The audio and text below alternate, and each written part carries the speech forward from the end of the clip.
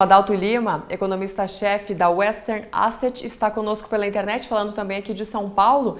Adalto, eu começo te perguntando sobre esse comportamento do dólar que a gente tem visto aí ao longo dos últimos dias, com o real, de certa forma, se descolando, né, dos seus países pares, dos países emergentes, ficando um pouco mais favorecido e o dólar em torno de R$ 5,50. Você acredita que esse ambiente, né, que a gente está vendo agora, ele deve durar mais algum tempo? Seja bem-vindo ao canal do Boi. Oi, tudo bem? O dólar, o real foi a pior moeda entre os diversos emergentes por muito tempo, né? Qualquer métrica que a gente olha, o real, ele está bastante depreciado, as contas externas se ajustando como se ajustaram, mostram ainda mais isso. E nos últimos dias ele tem se comportado de uma forma um pouco mais positiva. Eu acho que tem, sim, atuações do Banco Central que, de certa forma, quebraram aquela inércia, né, do câmbio só se depreciar para qualquer notícia ruim, local, o dólar ser uma válvula de escape imediata. Mas eu acho que depende muito, o comportamento daqui para frente do dólar depende muito das decisões locais, né? Principalmente a parte fiscal. Como eu disse, os demais elementos que de alguma forma afetam a taxa de câmbio estão bastante favoráveis. A recuperação das commodities no mercado internacional, a própria redução do déficit em conta corrente brasileiro seriam fatores positivos para começar a dar uma estabilidade e levar uma apreciação do real. Mas o fator fiscal tem sido muito negativo.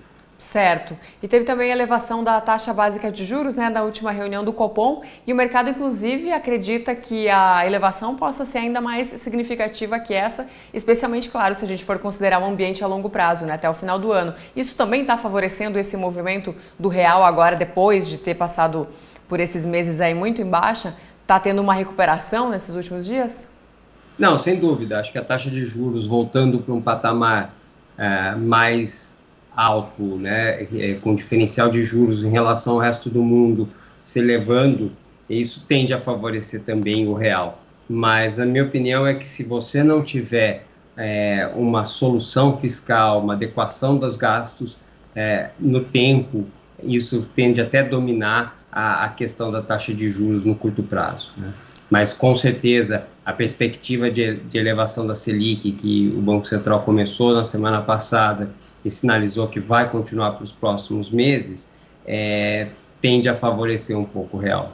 Adalto, você falou dessa questão fiscal e eu ia te perguntar justamente isso, né? A questão do auxílio emergencial, que vai ter agora o pagamento de novas parcelas, menores do que no ano passado, mas ainda assim um compromisso aí que o governo federal assumiu com mais de 40 milhões de brasileiros até metade desse ano. Por um lado, como que você acredita que isso possa incentivar a economia, né, fazer a roda continuar girando, mesmo nesse momento conturbado que a gente está? E quanto que isso afeta também essa questão fiscal, que é uma preocupação, por outro lado, do mercado financeiro? Como que você vê esse equilíbrio? Olha, eu acho que o auxílio se tornou necessário. A gente teve um aumento muito forte de casos e um sistema de saúde colapsando em várias regiões do país, então é necessário medidas mais austeras de combate à pandemia. Isso diminui a circulação, afeta o emprego, afeta a renda das pessoas. O auxílio é num valor muito menor do que do ano passado, então eu não vejo isso sendo uma mola propulsora da economia, mais uma questão de garantir a alimentação das pessoas.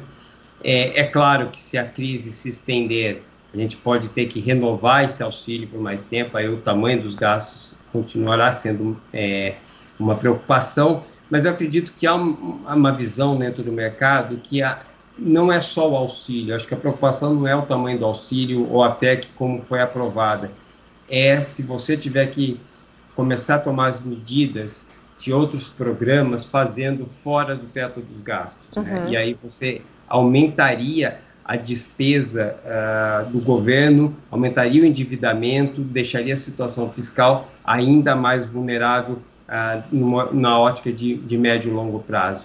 Então, se você fizer isso e não tiver contrapartidas de compromissos de redução de despesas para o futuro, pode ter efeitos negativos, sobretudo na curva de juros, né? A gente olha a curva de juros, ela está subindo fortemente na parte mais longa, né? Subiu na parte mais curta, porque o Banco Central está subindo os juros, sinalizou que vai subir mais, mas toda a estrutura está subindo, e isso reflete uma preocupação crescente com a situação fiscal no país.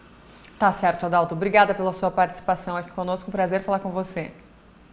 Prazer, muito obrigado.